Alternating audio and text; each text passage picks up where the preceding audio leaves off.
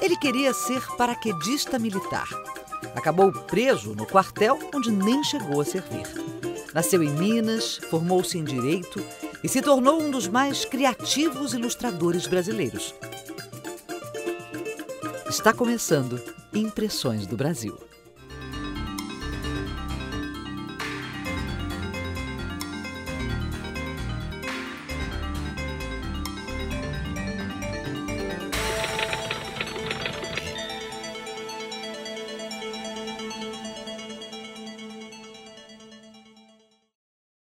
Para poder você fazer uma criança gostar de ler, você também tem que gostar de ler. Então, toda essa nova geração acha que eu sou autor de livro para criança, não sabe que eu sou um artista gráfico. Eu tinha três escolhas, ou fazer literatura infantil, ou fazer o Pasquim, ou ir para os Estados Unidos. Pintor, chargista, jornalista, teatrólogo e escritor. Ziraldo Alves Pinto nasceu em Caratinga, Minas Gerais, em 1932. Seu nome vem da combinação dos nomes da mãe, Zinha, e do pai, Geraldo. Assim surgiu Ziraldo, um nome único.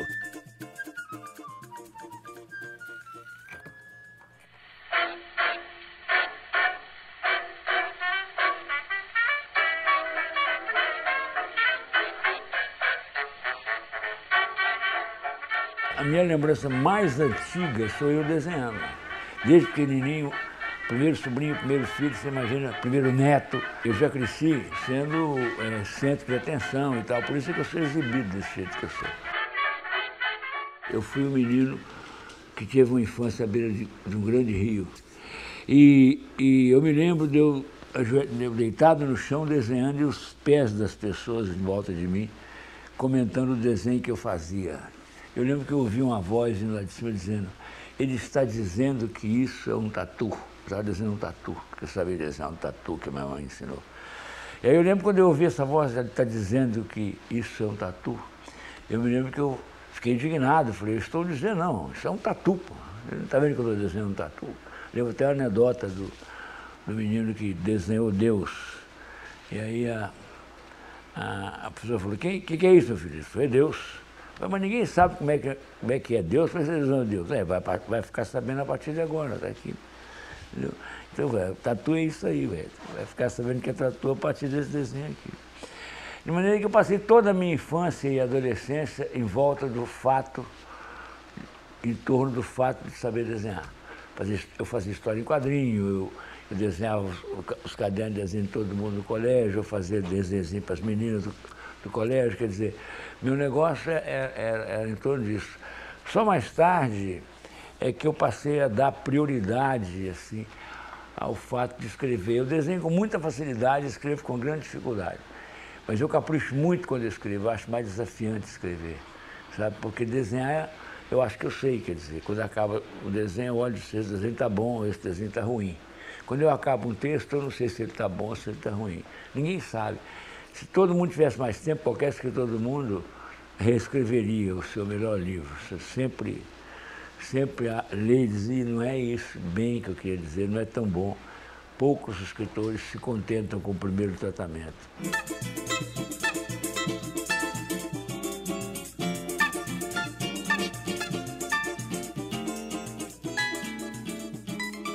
Desde pequenininho, mais ou menos, eu estava orientado. Quer dizer, eu não olhava a cidade e via o meu futuro naquela cidadezinha pequena. Era o lugar que eu estava me preparando para vir para a metrópole. Quer dizer, isso já era uma coisa, já estava organizada no DNA da gente. Quer dizer, então, quando chegou a hora de partir, eu parti. Quer dizer, eu lembro da minha mãe preparando o meu enxoval de partida. Eu lembro da mamãe chorando. Aquela coisa que o Caetano falou... minha mãe até a porta, meu pai até o porto, quer dizer, a minha mãe preparou toda a minha malinha com as roupinhas bonitinhas para eu pegar o trem com meu avô e vir pro Rio de Janeiro. Minha mãe até a porta, minha irmã até a rua e até o porto, meu pai. Então eu vim para desenhar história em quadrinho e fui visitar as redações. Não tinha desenhista de história em quadrinhos no Brasil. Quer dizer, tinha algumas experiências esporádicas, como a edição maravilhosa da Ebal, entendeu?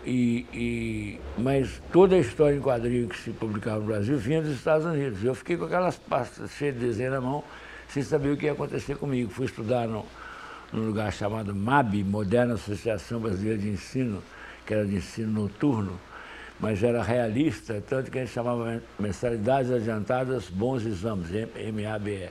Aí eu fiquei estudando na MAB, quando chegou na hora de servir o Exército, eu ia para o terceiro científico, me inscrevi para paraquedista. Aí meu pai soube dessa história e veio aqui no Rio e disse: ser paraquedista, tá maluco, rapaz? Tal. E eu tinha ido passar as férias em Caratinga, minha cidade, e eu tinha saído de lá com 16 anos, 15, 16 anos, um tampinha. Em 2 anos eu fiquei da altura que eu estava, entendeu? Eu fiquei com aquele tupete enorme do Farley Granger, que era um autor da moda na época, e com as roupas mais incrementadas para um ser do interior, quer dizer. Usava camisa colorida, coisa que ninguém usava lá, de rayon, camisa verde, camisa amarela de rayon e tal. Sapato mocassim, meia escocesa. Eu cheguei bacaníssimo em Caratinga. E fiz tanto sucesso com as moças que eu falei, não sei se eu vou saltar de paraquedas ou vou ficar aqui em Caratinga namorando as meninas de Caratinga. Aí meu pai mexeu os pauzinhos dele lá e eu fui fazer o tiro de guerra 271, não, 69. Tiro de guerra 69, lá em Caratinga. E foi talvez o ano mais festivo da minha vida. Foi uma coisa inesquecível, porque eu fundei o Centro de Estudantes de Caratinga, me elegi presidente do centro, e na verdade era piquenique todo domingo, muita festa, nossa senhora, muito concurso, muita... Eu agitei a cidade o que pude. Eu acho que possivelmente é difícil imaginar uma cidade mais alegre do que Caratinga nesse ano, em 1950. Esses 2 anos que eu fiquei aqui no Rio, eu comecei a colaborar na revista Cigarra. E fui para Caratinga e continuei mandando meus desenhozinhos para Cigarra. Cigarra era uma revista semanal de contos, de reportagens, artigos. E uma revista, tinha muito desse tipo de revista de leitura no Brasil.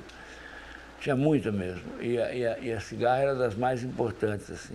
Eu continuei mandando, o editor da revista era o Constantino Paleólogo, um contista importante naquela época. E ele se afeiçoou muito por mim, assim, me tratava com muito carinho, recebia meus desenhos, e eu ia publicando aquelas coisas. Eu nunca me lembrei se me pagavam, se eu mandava os desenhos. Aí eu vim passar umas férias aqui, fui lá na redação do Cruzeiro, aí o cara, melhor você ir falar aí com o contador. Aí eu cheguei e falei: eu sou o Ziraldo Alcito. Oh, cara, você não veio aqui receber seu dinheiro. Eu falei: dinheiro para receber? Quer dizer, se os publicam meu desenho, não me pagam, Aí tinha uma bolada para mim lá. Aí eu passei umas férias maravilhosas aqui no Rio de Janeiro. Voltei para Caratinga e decidi vir para o Rio.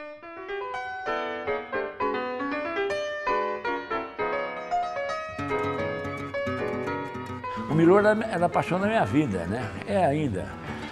Eu, quando comecei a conviver com o Milor aqui, eu achava o resto da humanidade tão burra. Eu não entendia como é que as pessoas não homenageavam o Milor todo dia, sabe, pela inteligência dele. Agora, eu ficava muito assustado, porque onde o Milor ia, eu ia atrás. Isso, depois eu vou para as origens.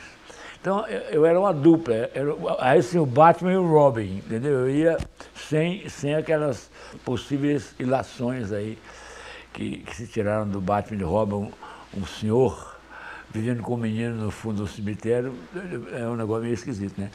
Mas o Milor não tinha muita paciência com a burrice humana, sabe? Então, ele desengraçava muito os fãs dele. Ele era muito rápido e original, assim. Eu achava impressionante essa agilidade mental e achava que a inteligência dele era incomensurável. Bom, mas lá de Caratinga, eu já escolhia os meus ídolos, né? Apesar de ser um provinciano e tal. Aí, o Milor, quando eu cheguei aqui, a primeira coisa que ele perguntou assim, que humorista você gosta? Eu falei, bom, eu gosto do seu trabalho, mas você gosta do desenho do Péricles? Eu falei, ih, rapaz. Ele falou assim, não, vou falar outra assim. Steinbeck. Eu falei, eu vi um livro dele, nossa senhora, aquilo que eu queria fazer na vida. Aí ele falou assim, quem mais? Eu falei, tem um tal de Oski, um argentino. Eu falei, pode sentar aí, vamos conversar, você dá para conversar. Entendeu? Aí tinha a opção de, olha, o menino sabe tudo, ele sabe tudo e tal. Aí eu fiquei encantadíssimo, como se fosse um vestibular. E aí, dessa vez, foi quando eu o conheci. Eu voltei para Belo Horizonte, formei direito. Quando eu voltei aí vim trabalhar no Cruzeiro, exatamente. Eu vim para trabalhar no Cruzeiro. Eu trabalhava numa agência de publicidade de Belo Horizonte, eu era diretor de arte da Estanda Propaganda, ganhava bem, tinha um salário muito bom, bem mais alto do que o salário da imprensa, já naquela época. Aí surgiu a chance de eu vir trabalhar no Cruzeiro pela metade do salário que eu ganhava em Belo Horizonte. Eu larguei tudo e vim, porque eu queria eu queria fazer o cartoon, ilustração, ou história em quadrinho, que era o meu ideal, o meu sonho. Aí eu fui fazer o Pererê. Era um projeto de um dos editores, um dos diretores do Cruzeiro, chamado Manuel Lopes de Oliveira, que achava que o século ia acabar socialista. E achava que o Brasil ia virar mesmo uma república sindicalista do Jânio, e ele estava se preparando para a nacionalização da história em quadrinho. Ele, olha, o Pererê tem coisas fantásticas para poder virar um personagem de história em quadrinho. Na segunda eu cheguei com a revista pronta para ele, pá, 32 páginas. Ele ficou impressionadíssimo. Aí chamou o Pérez escrevia muito. E o Castilho desenhava como um deus, sabe? Aí ele chamou o Pérez, chamou o Carlos Estevam e lançou 3 revistas, o Pererê, o Dr. Macarra e o Jeito Trapalhão. O Pérez não chegou a entregar o primeiro número dele, suicidou antes disso, era muito complicado. O Carlos Estevam fez 5 ou 6 números, cansou, desistiu, parou. E eu faria, até hoje eu estaria fazendo a revista, se em 64, abril de 64, eles não parassem com a revista. Porque eu fiz uma revista utopista, né, de esquerda, né, o Geraldinho, o coelhinho era um coelhinho vermelho, quanto o ovo de Páscoa. Aí eu saí do Cruzeiro, porque não deu certo. Eu fui ser editor da revista, mas me desentendi lá com o Scioli Neto e saí e fiquei sem salário. Aí cheguei para ele e disse, olha, o senhor podia me pagar isso aí ou me aumentar? Ele disse, não posso nem te pagar. Eu te pagava por aquele cargo, igual ao Ministério. Mas a editora não tem o menor interesse em continuar com a sua revista. Eu quase que, se tivesse janela no prédio, eu tinha pulado, porque foi o maior choque que eu recebi na minha vida. Quer dizer, ele não fazia a revista que ele gostava do que eu fazia. A revista vendia 150 mil exemplares. Mas acontece que o Luluzinho Molinha não tinha custo nenhum. O filme vinha dos Estados Unidos, só tinha o custo do tradutor e do cara que desenhava o balãozinho. Entendeu? A minha não tinha que fazer fotolito, retocar fotolito. Então, a minha ocupava 50 caras. E o Bolinha, que não custava nada, vendia também 150, 160 mil exemplares. Então, ele parou. Eu já tinha entregue até abril. Coincidentemente, quando chegou em 64, a revista acabou em abril de 64, acabou no golpe.